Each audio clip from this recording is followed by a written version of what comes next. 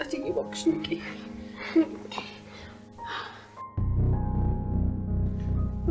أتيجي نقش زربيس كنش مامي من أمكن أستنكشي نقش لي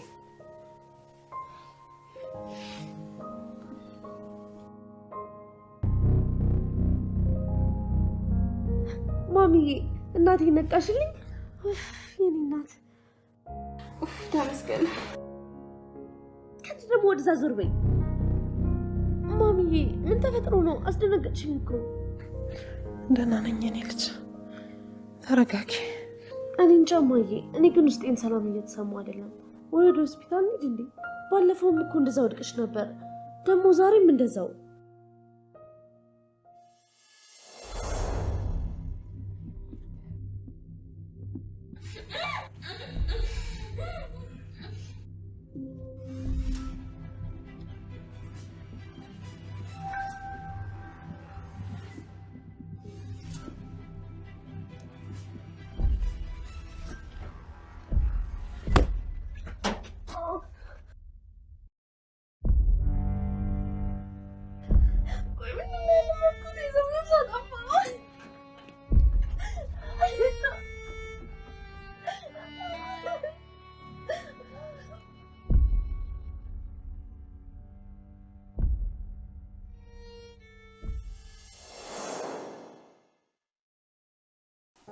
ምን አይነት አስመሳይ ሰው ናት በፈጣሪ ምስኪንትዬ የምሯን አምናት አለች እኮ አንቺ ደግሞ ምን ተገተረሽ ታይናለሽ ሂጂና ምግብ ነገር ሰልላት እሺ ለፖሊስ ነግረን እንደምናዛት ነገራት እንዴ ይኖራታል ታስባለህ ማለት የምሰጠኝ መስላ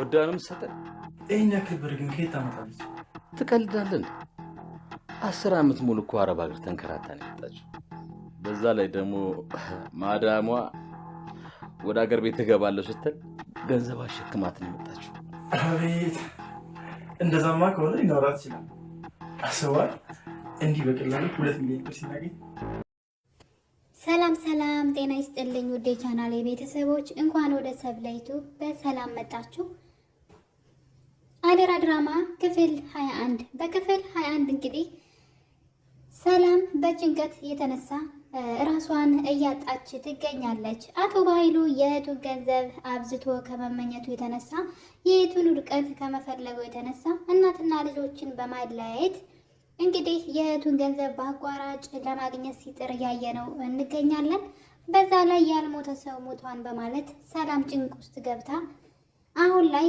ሰላም ራሷን እየወቀሰች አደራ ድራማ በክፍል 21 ላይ ሰላም አብዳለች በመጨረሻም እንግዲህ በጭንቀት የተነሳ ሰላም አበደች ወንድምየው ለገንዘብ ብሎ እንግዲህ የገዛሃቱን አሳብዷታል ገና ብዙ ከሷ አገኛለሁ የሷ የሆነ ነገር ሁሉ እወስዳለሁ ሲል እህቱን አሳበዳት ነገሩ እንግዲህ በአልማዝ ምክንያት ነው እንደሚታወቀው ሰላም አልማዝ የብሌን እናት እንዳልሆነች ስታውቅና በዛ ደግሞ የተነሳ እንግዲህ አልማዝ ልጇን በጥፊ ስለመታቻት ቃልን ማለት ነው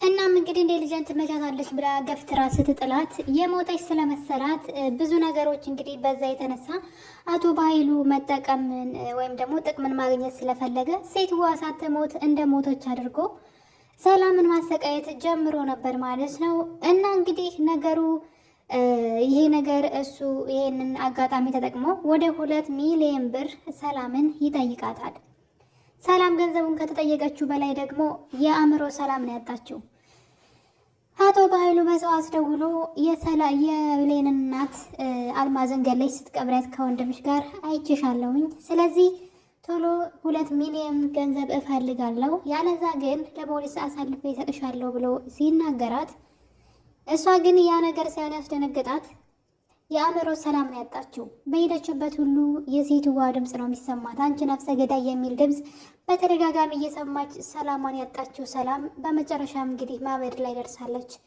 እና እንግዲህ እንደዚህ አይነት ወንዶች ወንድም ተብዬ ማለት ነው ገና ለገና የሷ የሆነ ነገር ሁሉ አገኛለሁ ብሎ ጭራሽ ምንም ነገር ላይ ያገኘ ነው በሰራው ሴራ ማለት ነው እና እንግዲህ ይሄ ነገር ቃልን አላስደሰታትም አቶ ባይሉ በጎንዴ ሰላምን ገንዘብ ቃልን ሳታስፈልገው ማለት ነው መጀመሪያ እቅዳቸው ቃል እዛ ቤት የገባችበት ዋናው ነገር የሰላምን ንብረት በስሟ አድርጋ ሰላምን አስወግደው ንብረቱን ለመካፈል ነበረ። እንግዲህ ለእሷ 75% እንደሚሰጣት ነግሯታል ከዛ ላይ።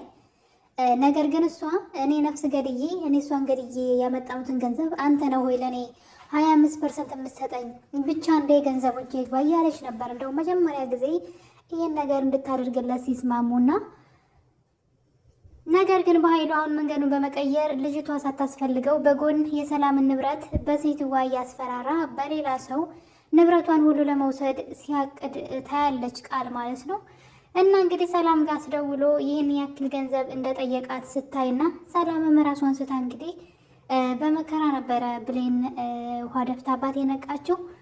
ነገር ግን ልጅቷ እንግዲህ ሙድ ስትይዝ ነበረ። ያው ብሌን ታውቃለች ሁሉንም ነገር ልጅቷና እናቷ እንዳልሆነችና ወይም ደግሞ የእሷ ልጅ እንዳልሆነች ታውቃለች። እና እንግዲህ ከብሌን ፊትም ድራማዋን ቀጥላለች። ምንም እንዳልተፈጠረ ስታስመስል ነበረ። ነገር ግን ከዚህ ነገር ሁሉ በኋላ ሰላም ከነቃች በኋላ ሰላሟን ታጣለች። የሴትዋ ድምፅ ነበር አንቺ ነፍሰ ገዳይ የሚል ድምፅ የምትሰማው። በዚህ የተነሳ ሰላም ትተኛለች። እና ቃል እንግዲህ ወደ አቶ በኃይሉ ነበር የሄደችው። በኃይሉ ጋር ሂዳ መጀመሪያ እንግዲህ የተጠየቀውን ገንዘብ ስለሰማች ነው። ሰላም ራሷን የሳተችበት ንብረት በጣም ብዙ ገንዘብ ነው። በዛ ላይ ደግሞ ሚስጥሩ ከዛ ቤት ወጥቶ ሌላ ሰው እጅ ላይ መሄዱ ለሰላም በጣም ከባድ ነውና በዛ የተነሳ ነው እንግዲህ ሰላም እንደዛ የሆነችው። እና ቃል አንድ ነገር አሰበች። ይህ ሰውዬ ምን እያደረገ ነው? ከኔ ጎን ሆኖ ወይም ደግሞ ከጀርባዬ የእሷን ንብረት እያሸሸ ነው።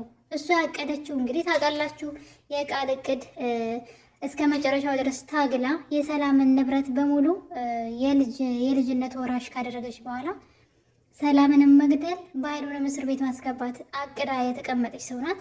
ነገር ግን በኃይሉ ደግሞ በአቋራጭ ገንዘቡን ለራሱ ለመውሰድ በአልማዝ በኩል ድራማ ሲሰራ ታየውና ወደ ቢሮ ሂዳ እንግዲህ ነገር ጠይቃው ነበረ። ለመሆኑ ስንት ፐርሰንት ነው የምታካፍለኝ ትለዋለች። እና በኃይሉ እንግዲህ እኔና አንቺ እኮ ይህን ነገር የምናወራበት ጊዜ አይደለም ቢላትም ሰላምን 2 ሚሊዮን ብር እንደጠየካት እኮ አውቃለሁኝ በማለት እንግዲህ ሌባ ሲሰርቅ ይስማማ ሲካፈል ነው የሚጣለው። ስለዚህ ስንት ፐርሰንት ነው የምትሰጠኝ ስትለው ነበረ። እንደውም እንደማይሰጣት ነው 20% ምናምን ይላታል። በዛም እንግዲህ ይናደዳሉ። ትናደዳለች እሷ እና ምን ልታመጭ ነው ይህ አንሶች ነው ወይ ብሎ እንግዲህ ያልሆነ ቃልን ሲናገራት አቶ በኃይሉ በጣም ሞኝ ነህ ልበል፣ በጣም ጅል ነህ ልበል፣ ብልጥ ትመስለኝ ነበረ ብለው እንግዲህ ትሄዳለች ምንም ሳትለው። ስትሄድ ግን ሰላም በጣም ተቀይራ ነበር ያገኘቻት። ሰላም ብቻዋን እያወራች እና እየለፈለፈች ነበረ እና በዛ የተነሳ ቃል ስላሳዘነቻትም በኃይሉም ደግሞ ስላናደዳት እውነቱን መናገር ፈልጋለች ለሰላም። እና እንግዲህ በቃ ሰላም አይዞሽ፣ እኔ እውነቱን ነግርሻለሁ፣ አልማዝ አልሞተችም፣ በህይወት አለች። ይህ ሁሉ ድራማ የወንድምሽ ነው፣ አሁን ከከተማ አስወጥቷታል እና በህይወት አለች ብላ እንግዲህ እውነቱን ለሰላም ትነግራታለች።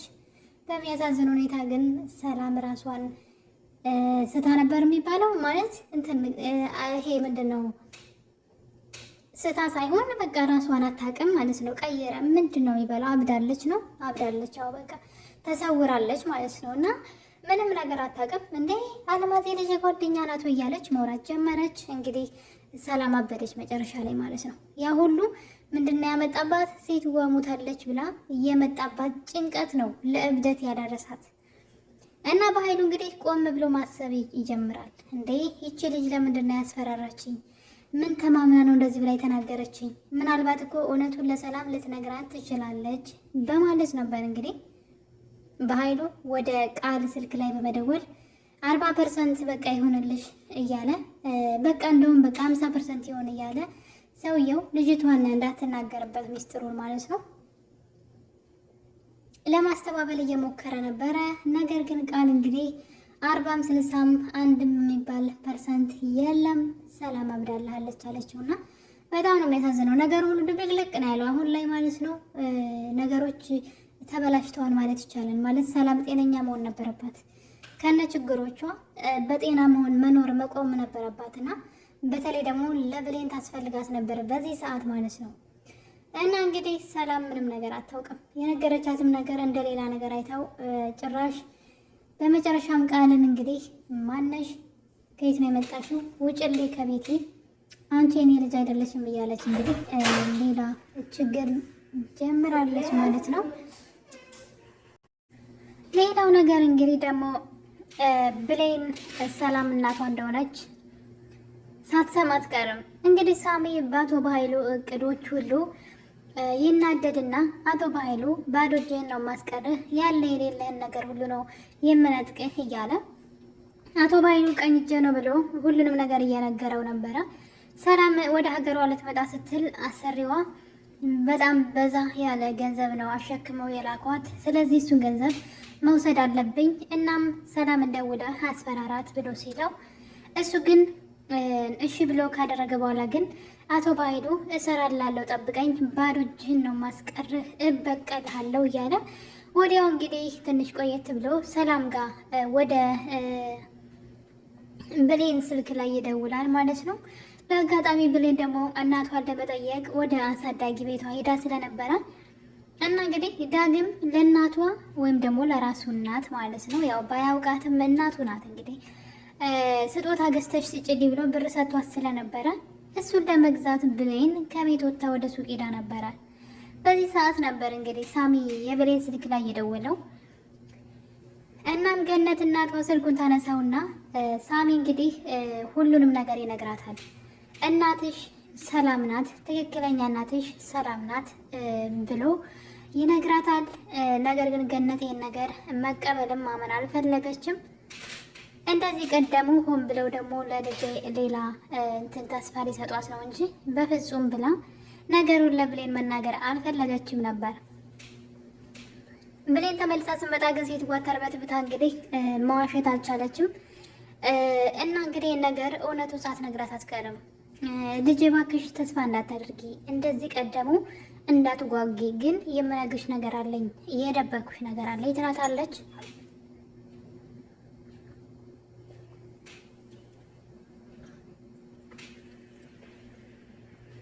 ብሌንም እንግዲህ ነገሩን ለማወቅ በጣም ጓጉታ ስለነበረ ምንም ነገር ተስፋ አላደርግም፣ ብቻ አንቺ ንገሪኝ፣ እኔ ምንም ችግር የለውም ትላትና ሴትዋ እንግዲህ ሰላም ብላ ነው ድራማው ያለቀው። እውነት ለመናገር ከሆነ ገነት ተነግራታለች። ስልክሽ ላይ የሆነ ሰው ደውሎ ነበር እና ሰላም ትክክለኛ እናትሽ እንደሆነች ነግረውኛል ነው ልትላት የፈለገችው። በእርግጠኝነት ትነግራታለች ብዬ ተስፋ አድርጋለሁ። በዛ ላይ ደግሞ ሰላም አብዳለች አሁን ላይ። ብሌን እንግዲህ እናቷ እንደሆነች እንኳን ሂዳ እናቴ ማለት እንኳን የማትችልበት ደረጃ ላይ ደርሳለች። በጣም ያናድደው ነገር ማለት ነው ብሌን እናቷን እናቴ ብላ መጥራት የማትችልበት ሰዓት ላይ ወይም ደግሞ እናትየዋ ማወቅ የማትችልበት ሰዓት ላይ ብሌን እናቷ መሆኗን ሰላም ያወቀች ይመስለኛል።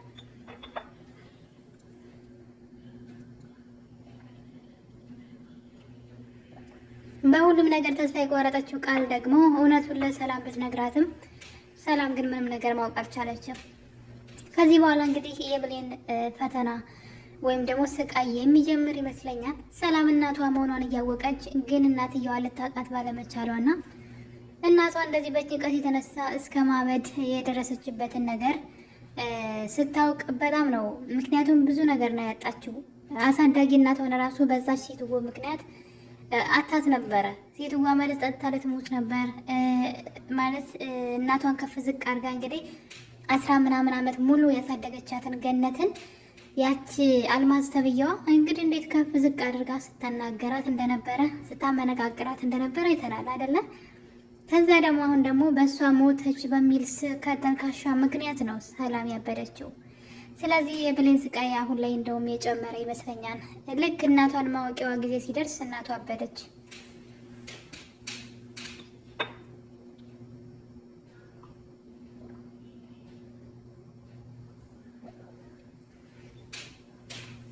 ከዚህ በኋላ ብሌን ጠንክራ መቆም ያለባት ይመስለኛል። ቢያንስ እንኳን ሰላም ጤናዋ ተመልሶ እናትና ልጅ መሆናቸውን እስክታውቅ ድረስ ማለት ነው። ነገር ግን አሁን ላይ ደግሞ ሰላም ሌላ ችግር ፈጥራለች። ቃልን ዓይንሽን ላፈር እያለቻት ትገኛለች። አንቺ የኔ ልጅ አይደለሽም ውጭ ላይ ከዚህ ቤት በማለት እንግዲህ ቃልን ከቤት እያባረረቻት ትገኛለች። ዓይኗ የጠላው ቃልን ነው። ያ ማለት እንግዲህ ቃል ተሰራጭታ ከቤት ወጣ ትሄዳለች ብዬ አስባለሁ። ማንም ሰው ሳይነካት አቶ ባይሉ እንግዲህ ሲስገበገብና ገና ለገና የሰውን ላብ እንግዲህ አስቡት፣ የእሱ ያልሆነን ነገር። በነገራችን ላይ እህቱ በሰላም ልስጥ ብለው ነበር ማለት በጣም ልጄን ትክክለኛ ልጇን ነው የጠየቀችው። ልጄን አምጣልኝ እንጂ የፈለግከውን ሁሉ ገንዘብ እሰጣለሁ ብለዋለች። ሰው እንዴት ከክፋት ምን አተረፈውን? በሀይሉ 5 ሳንቲም አሁን ላይ አያገኝም ከሰላም። ምናልባት እሷን ለመጉዳት ብዙ ርቀት ሊጓዝ ይችላል እንጂ ከሰላም የሚያገኘው ቤታ ቤንስል ከዚህ በኋላ ይኖራል ብዬ አላስብም።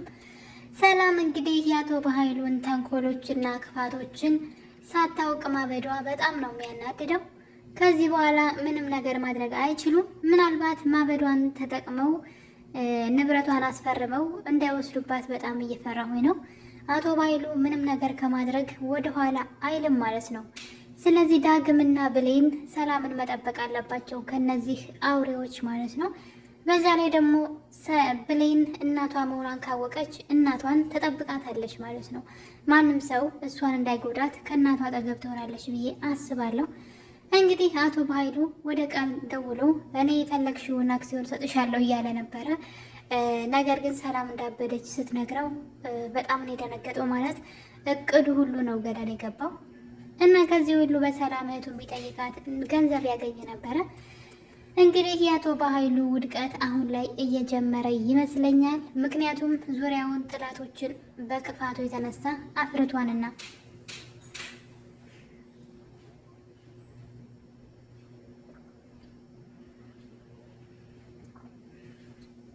የመጀመሪያውና ዋነኛው ጥላቷ እራሷ ብሌን ናት። ብሌን እናትና ልጅን በመለያየት እናቷን በማሰቃየት የሰራው ድራማ ዋነኛው ነገር እንግዲህ ብሌን ራሷ የእሱ ጥላት ነች፣ ወይም ደግሞ እንደ ጥላት ነው የምታየው ከዚህ በኋላ። በዛ ላይ ደግሞ ዳግም ነው። ዳግምን ከእናቱ ነጥቆ ያለ እናት እንዲያድግ አድርጎት የኖረ ጨካኝ ሰው ስለሆነ ማለት ነው። ሌላው ደግሞ እንግዲህ አብሮት የሚሰራው ቀኝ እጅ ነው ብሎ የሚያስበው ሲሳይ ራሱ በቤተሰቦቹ ላይ ግፍ ፈጽሞበታል። በነገራችን ላይ አቶ በሀይሉ የመንግስት ባለስልጣን ነውና እዛ የሚሰራበት ወንበር ላይ ተቀምጦ የብዙዎችን እንባ አፍሷል። ሌላው ቀርቶ የብሌንን እናት እንባም አፍሷል። ለጉልት መስሪያ ቦታ የተሰጣትን እንግዲህ ያንን ወረቀት ነው አስቡት። በድህነት ኑሮዋ ማለት ነው ቁጠባ ቆጥባ ባጠራቀመችው ገንዘብ ነው የሚሰጣትና ያን ወረቀት ነው ቀዶ የጣለባት። በጣም ጨካኝ ሰው ነውና እሱ ደግሞ ያውቃል የብሌን አሳዳጊ መሆኗን ከመጀመሪያውም ያውቅ ስለነበረ ነውና እና እንግዲህ ሁላቸውም ሰዎች ለሱ ጥላት ናቸው ማለት ነው። ከምንም በላይ ደግሞ ቃልም ራሷ ማለት ነው የያዘችበት መረጃ አለ። ሌላ ገንዘብ እንደውም ከሱ የምትጠይቀው ይመስለኛል። ቃል ራሱ ከዚህ በኋላ ዙራ እሱን በጣም ብዙ ገንዘብ ትጠይቀዋለች ብዬ አስባለሁ። ምክንያቱም የምታስፈራራበት ፍላሽ እጇ ላይ ስላለ ወደዛ ወደ ጎዳና ህይወትም ተመልሳ መግባት ስለማትፈልግ እንዲህ ከማደርግ ገንዘብ ስጠይ ብላ እንግዲህ ወደሱ መዞሯ አይቀርም። አሁን ላይ ተራው እሱ ነው። ይህን ሁሉ ጊዜ የገዛ እህቱንም ሳይቀር ሲያሰቃይ ነበረ። ዙሪያውን ያሉ ሰዎች ሁሉ የበደላቸው ሰዎች ናቸውና እንግዲህ ዋጋውን ያገኛል ብዬ አስባለሁ። ሰላም ማበዷ ግን በጣም ነው የሚያሳዝነው። በተለይ ልጇን ብሌንን ልጇ መሆኗን ብትሰማ መልካም ነበረ። ነገር ግን ሰላም አሁን ላይ ምንም ነገር የምታውቀው ነገር የለም። በጭንቀት የተነሳ ሰላም አብዳለች። ብሌንም ደግሞ እናቷ ባበደች በቅጽበት ልዩነት ነበረ የሰላም ልጅ ብሌን መሆኗን ራሷ እናቷ ሰላም መሆኗን የሰማችው። ይሄ ነገር በጣም መጥፎ ግጥምጥሞች ነው። እንግዲህ በእርግጥ ብሌን እናቷ እንድትድንላት ትጥራለች ብዬ አስባለሁ። እና ውድ ቤተሰቦች እንግዲህ አደራ ድራማ በጣም አስተማሪና በተለይ በስደት ያላችሁ እህት ወንድሞችን ህይወት የሚዳስስ ነው ብዬ አስባለሁ። በቀጣይ እንግዲህ አደራ ድራማ ላይ ምን ሊፈጠር ይችላል? በጣም አጓጊ ነው። በቀጣይ በሌላ በአዲስ ቪዲዮ እስከ